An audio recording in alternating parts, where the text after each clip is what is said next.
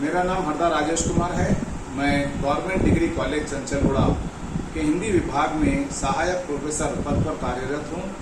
आज हम जिस कहानी को पढ़ने जा रहे हैं उसका शीर्षक है भाभी, और उस भाभी रेखा चित्र की लेखिका का नाम है महादेवी वर्मा।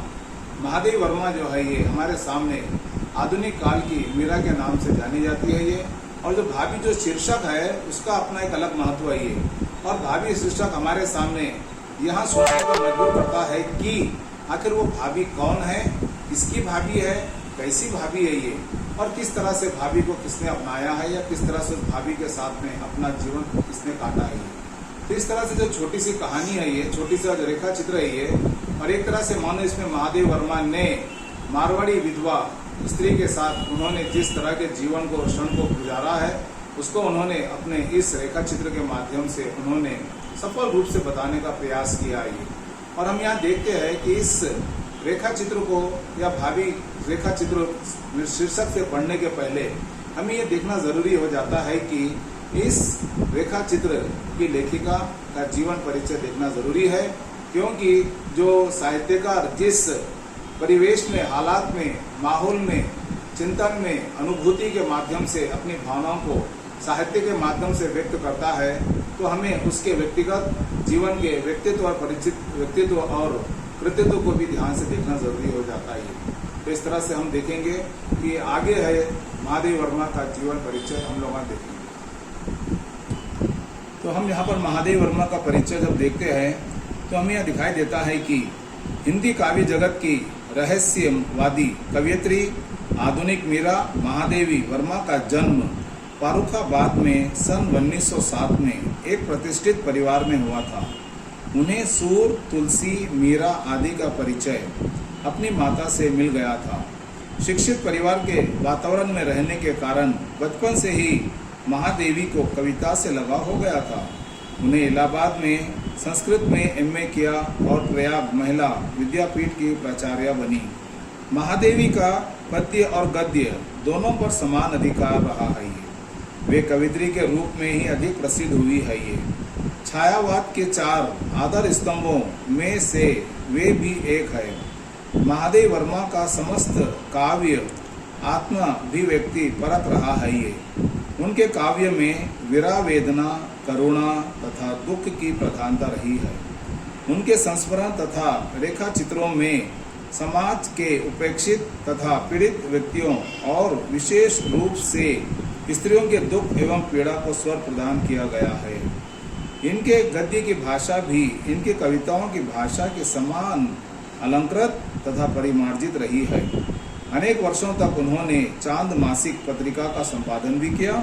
काव्य के क्षेत्र में निहार, निर्जा, रश्मि, संध्या गीत आदि उनकी प्रसिद्ध कृतियां हैं ये। यामा कविता संकलन पर उन्हें ज्ञानपीठ पुरस्कार मिला।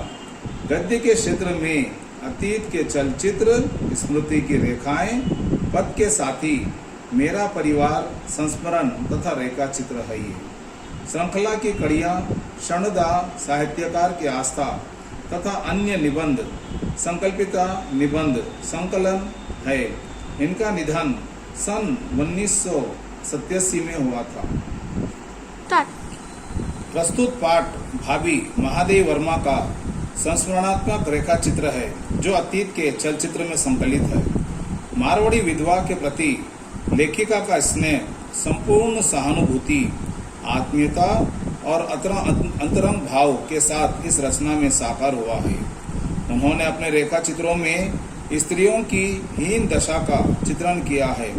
यहाँ जिस भाभी का चित्रण किया गया है उसके प्रति अद्भुत संवेदनशीलता के दर्शन होते हैं। उसके जीवन को उन्होंने अत्यंत समीप से देखा था। उसी अनुभवों की पीड़ा यहाँ प्रकट हुई है।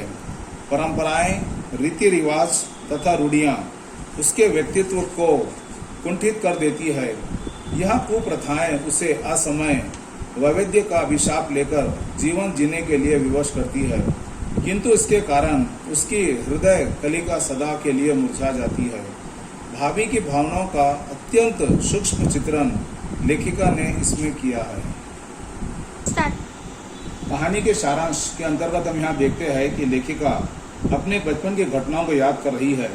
बचपन में उसे स्कूल जाना बड़ी दुख की बात मालूम होती थी। स्कूल जाना उसके लिए इतनी पीड़ा होती थी कि उसको भगवान का दिया हुआ जीवन मानती है। अपने घर में रहने वाली नौकरानी की लड़की पर उसे ईर्ष्या हुआ करती थी, क्यों कि वहाँ स्कूल नहीं जाती थी। ऐसे समय में लेखिका बूढ़ी कल्लू की माँ को सड़क पर लाते वक्त रास्ते में सभी चीजों को देखती हुई आनंद पाती थी। वहाँ पर एक मारवाड़ी के दुकान पर वृद्ध सेठ जी बैठते थे। वहाँ के पर्दे के छेद में से दो आंखें दिखाई देती थी। कल्लू की माँ के डर से उन आंखों के बारे में जानने की कभी महादेवी ने कोशिश नहीं की थी, पर भी समय तक सफल नहीं हो पाई। चेहरा तो देख नहीं पाई, पर कल्लू की माँ से उस पर्दे के पीछे बैठी हुई दो आंखों के बारे में उसे पता चला या पता लगाने की कोशिश की, तो वहाँ जो थी वो अनाथनी भी है और अभागी भी है।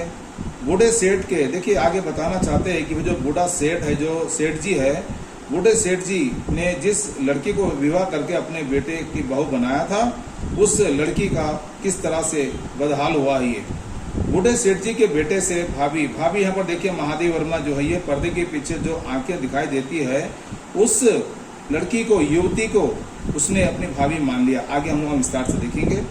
बूढ़े सेठ जी के बेटे से भाभी की शादी हुई थी, पर उसी साल में उसके पति, मतलब देखिए भाभी के पति की मृत्यु हो गई और सेठ के बेटे की मृत्यु हो गई। तब से इस बेचारी का मतलब भाभी की स्थिति बहुत बेचैन हो गई। उसकी ननद के आगे उसकी स्थिति और भी बिगड़ गई थी। मतलब देखिए जब कभी जो भाभी है, जो महादेव वर्मा की जो मुलाकात हुई है पर्दे के पीछे से रहने वाली, जो अनाथनी भी है, अभागी भी है बेचारी, तो यहाँ पर देखिए उनके उसके घर में जो है सेठ जी जो है उनकी लड़की भी है, और जो लड़की है वो रिश्ते में भाभी के ननन लगती है ये। तो जब कभी वो ननन अपने मैके आती है तो उसके वजह से जो है ये भाभी की स्थिति और भी बिगड़ जाती। भाभी को सारा दिन काम काज करना पड़ता था।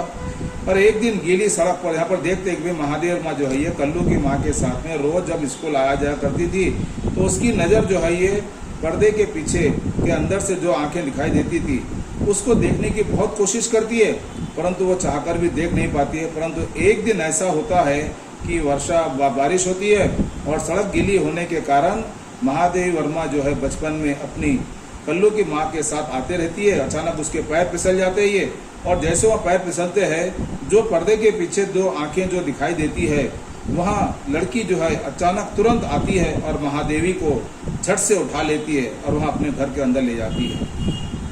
पर्दे से निकलकर उसने इसकी रक्षा की। मतलब देखिए पर्दे से निकलकर रक्षा की मतलब जो पर्दे के पीछे जो भाभी जो हमारी नज़र में पूरी तरह से नहीं आती थी, वह बेचारी ने महादेव वर्मा जब सड़क पर गिर गई थी पानी पड़ने के कारण, उसने आकर के उसकी रक्षा की। तब से उसके अकेले जीवन में लेखिका को स्थान मिला। पर देखिए जो बेचारी अपने पति के मर जाने के बाद ससुराल में जिस तरह के दुखों को सह रही थी, वहाँ भी अकेलेपन को महसूस कर रही थी। परंतु जैसे ही महादेव वर्मा से उसकी भेंट हुई, उसका आना जाना हुआ, मिलना जुलना हुआ, और एक तरह से मानो भाभी को जो है ये कोई एक अच्छा सा साथी मिल गया। और जो बेचारी जो लड़की जो हुआ करती थी सेठ जी के घर में, जो भाभी है जिसको महादेव वर्मा ने भाभी माना था, वहाँ बेचारी को दो वक्त का भोजन भी सही नहीं मिल पाता था। वहाँ मतलब देखिए निराहार का मतलब क्या, बगैर भोजन के। देखिए जो भोजन मिलता था वो भी इतना कम मिलता था कि बेचारी है जिसके वजह से उसका जो शरीर है वो दुर्बल हुआ जाता था, और उसके साथ ही साथ तो बेचारी इतना अधिक परिश्रम करती थी कि जिसके वजह से जो है ये जो 19 साल की युवती थी, एक तरह से मानो वो जो है ये बड़ी उम्र की स्त्रियों के समान दिखाई देने लगी। और जब तक ये महादेव वर्मा जो है ये लड़की है ये, तब तक उसके समझ में नहीं आता है कि आखिर ऐसा क्यों हो रहा है ये। लेकिन उम्र बढ़ जाने के बाद दयनीय स्थिति लेखी को समझ में आ गई। भाभी के एकांत जीवन में 8 वर्ष की बालिका, देखिए जो भाभी है उसकी उम्र 19 साल की है। तो देखिए दोस्ती जो है उम्र को देख करके नहीं की जाती है, दोस्ती जो है ये व्यक्ति के दिल को देख कर की जाती है। और यही बात जो है 8 साल के महादेव वर्मा और 19 साल की जो है युवती के बीच में दोस्ती हो गई, और दोनों के बीच में एक तरह से मानो आत्मीयता और प्रेम का संबंध जुड़ गया ही। तो भाभी के एकांत जीवन में 8 वर्ष की बालिका ही उसकी साथी थी, पर यहाँ बालिका उस विधवा भाभी के संसार में प्रवेश करने में असमर्थ थी। देखिए कि बेचारी जो 8 साल की लड़की है ये, उसको भाभी के जीवन में किस तरह की परेशानियों को बेचारी झेलती है, उसमें प्रवेश करना असमर्थ था ये। लेखिका की माँ पिता विहीन विधवा बालिका की स्थिति पर दुखित हुआ करती थी। अर्थात जब कभी महादेवी वर्मा भाभी से मिलने जाती तो महादेवी वर्मा जो है भाभी के दुख भरे जीवन के बारे में उसकी माँ को बताती है। तो महादेवी वर्मा की माँ भी जो है बेचारी भाभी के दुख से परिचित होकर वहाँ भी उसके प्रति सहानुभूति व्यक्त करती। तो इस तरह से हम देखते हैं कि महादेवी वर्मा जो है भाभी के घर पर आना जाना आरंभ हो गया। और इस तरह से लेखिका की मतलब देखिए महादेवी वर्मा के घर की जो सारी गुड़ियाँ हुआ करती थी भाभी के खंडर में, मतलब देखिए भाभी का जो जीवन था एक तरह से मानो सूनेपन को लिए हुए था और वहाँ अपनी गुड़ियों के वो मारवाड़ी की तरह श्रृंगार किया करती थी। भाभी को सफ़ेद ओढ़नी और काला लहंगा या काली ओढ़नी और सफ़ेद बूटीदार कतियाई लहंगा पहनती थी। पर उसकी नंदन के लिए देखिए भाई एक बेटी के लिए अलग है और बहू के लिए अलग है। देखिए परंतु भाभी के जो ननंद है उसके लिए देखेंगे हम कि हर तीज त्योहार पर बड़े सुंदर कपड़े बनते थे। यह बात लेखिका के लिए असहाय हो गई थी। मतलब देखिए भाई एक ही घर में जो है देखिए एक तो बहू है और एक तो बेटी है और बेटी के लिए सब कुछ है परंतु बहू के लिए कुछ नहीं है। और ये बात जब महादेवी वर्मा अपनी आंखों से देखती थी तब उसको ऐसा लगता कि मानो वो बेचैन हो जाया करती थी। और इस तरह से हम देखते हैं कि महादेवी वर्मा जो है भाभी के प्रति जो है उसने अपनी पूरी तरह की सहानुभूति व्यक्त करती और भाभी के सुख दुख में उसका अपना साथ देने की कोशिश करती। और इस तरह से हम देखते हैं कि महादेवी वर्मा जो है और भाभी के बीच में एक ऐसा आत्मीयता प्रेम का बंधन बन गया था कि जो अपने आप को एक दूसरे से अलग नहीं कर पा रहे थे। और यही बात जो थी महादेवी वर्मा अपनी माँ से कहती तो माँ भी जो है भाभी के प्रति जो है वो भी अपने दया को व्यक्त करती। तो हमने देखा है कि भाई महादेवी वर्मा आगे महादेवी वर्मा ने स्कूल में काशीदा काटना सीखकर भाभी के लिए अपनी रंगीन साड़ी की तरह एक और साड़ी मंगवाकर छिपा कर उसमें ओढ़नी पर नीले फूल काटना आरंभ किया। एक दिन वहाँ चुपचाप भाभी पर लंबी चौड़ी ओढ़नी डालती है।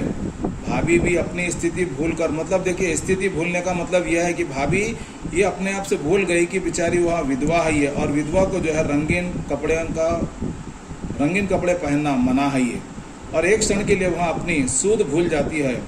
जैसे वहाँ पर अपनी सूद को भूल जाती है उसी समय उसके ससुर और उसकी नंदन दोनों वहाँ पर उपस्थित हो जाते हैं। ये इतने में यहाँ दृश्य देख करके ससुर और नंदन का क्रुद्ध होना देखिए इतना गुस्से में आ जाते हैं कि अब अंदाजा लगा सकते हैं कि वो उस समय भाभी की जो हालत हुई होगी वहाँ क्या होगी। और वो इतना गुस्से में लाल पीले होने लगे कि भाभी जो है डर गई। मतलब देखिए भाभी भी डर गई और भाभी को देख करके हम महादेवी वर्मा भी डर के मारे रोने लगी।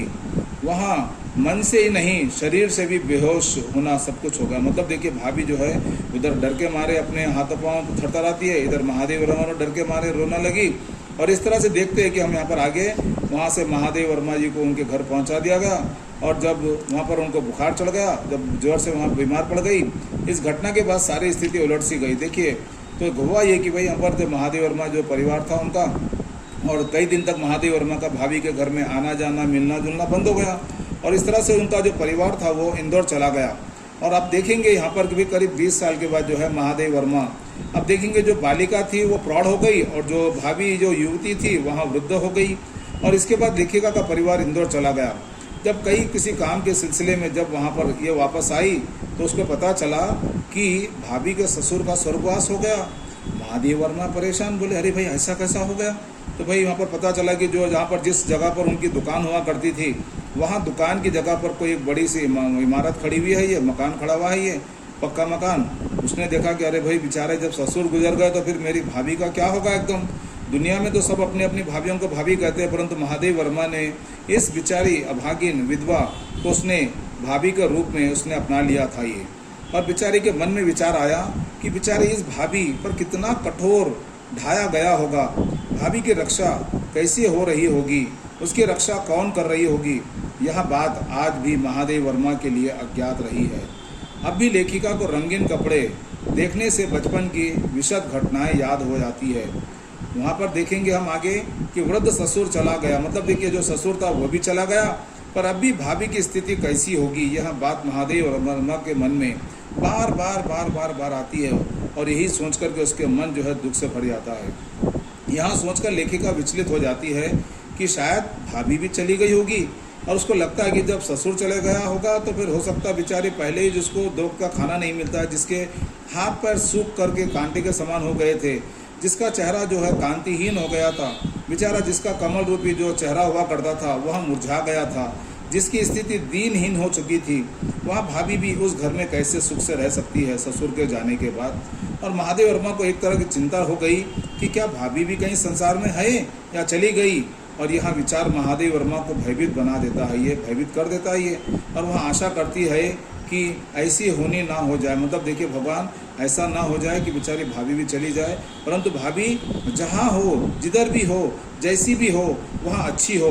और वह भाभी मेरी भाभी सगी ना होते हुए भी, परंतु उसने मेरे साथ में एक आत्मीयता, प्रेम, करुणा का, दया का, ममता का, प्रेम का, वात्सल्य का उसने जो संबंध जोड़ा है, वहाँ संबंध सदा बना रहे और भाभी जहाँ भी रहो कुशल रहे। इस तरह से हम देखते हैं कि यहाँ पर महादेव वर्मा ने मारवाड़ी विधवा के प्रति स्नेह, संपूर्ण सहानुभूति, आत्मीयता और अंतरंग भाव को इस रचना में साकार किया है। ये उसके प्रति अद्भुत संवेदनशीलता प्रदर्शित करती है। उसके जीवन को उन्होंने जित नज़दीकी से देखा है वहाँ भी अपने आप में सराहनीय है ये। और जो भाभी हुई थी वहाँ परंपराओं, रीति रिवाज और रूढ़ियों से वहाँ बंधी चली गई थी, क्योंकि उसके ससुर का व्यवहार ही ऐसी था, अर्थात परंपराएं, रीति रिवाज तथा रूढ़ियाँ उसके व्यक्तित्व को कुंठित कर देती है। यहाँ कुप्रथाएं देखिए, हमारे पास कुछ प्रथाएं ऐसी आती है जो कई सालों से चली आती है। ये कहा जाता है कि भाई अगर ये विधवा हो गई तो उसको पुनः शादी करने का अधिकार नहीं है, ये रंगीन कपड़े पहनने का अधिकार नहीं है, और जब उसका पति गुजर जाता है तो उसको अंतिम सांस तक जो है उसको विधवा के रूप में ही जीवन उसको अभिशाप का काटना पड़ता है। और इस तरह की महादेव वर्मा ने जो है इस रेखा चित्र में बताने का प्रयास किया है कि कुप्रथाएं भाभी को असमय वैधव्य का अभिशाप लेकर जीवन जीने के लिए विवश कर देती है, किंतु इसके कारण जिसके देखिए अब जब दुख अगर इतना अधिक हो गया है तो बेचारी जो भाभी जो अपने आप में जिसने अभी पारिवारिक जीवन का सुख भी नहीं भोगा था, बेचारी के जीवन में जो है जो हृदय कलिका सदा के लिए मुरझा जाती है। लेखिका ने भाभी पाठ को अपने द्वारा रचित उन्होंने बताया है कि हाँ जो पाठ है उन्होंने अपने खुद के अतीत के चलचित्र नामक संस्करण से लिया है। उन्होंने भाभी के चरित्र के द्वारा विधवा की भावना का अत्यंत हृदयंगम चित्र अंकित किया है। ये वे रहस्यवादी कविता के 4 प्रमुख स्तंभों में हैं। और इस तरह से हम देखते हैं कि महादेव वर्मा ने इस भाभी रेखा चित्र के माध्यम से वैविध्य जीवन, परंपराएं, रीति रिवाज, रूढ़ियों का उन्होंने बहुत ही सुंदर ढंग से वर्णन करते हुए आज के समाज को उन्होंने यहाँ संदेश दिया है कि भाई हमको समय के साथ बदलना चाहिए, समय की बात को हमें समझना चाहिए और समय की हमें कद्र करना चाहिए, और समाज में विधवाओं की भी हमें समाज के साथ रहने का उनको मौका देना चाहिए, उनके प्रति अपनी सहानुभूति व्यक्त करते रहना चाहिए।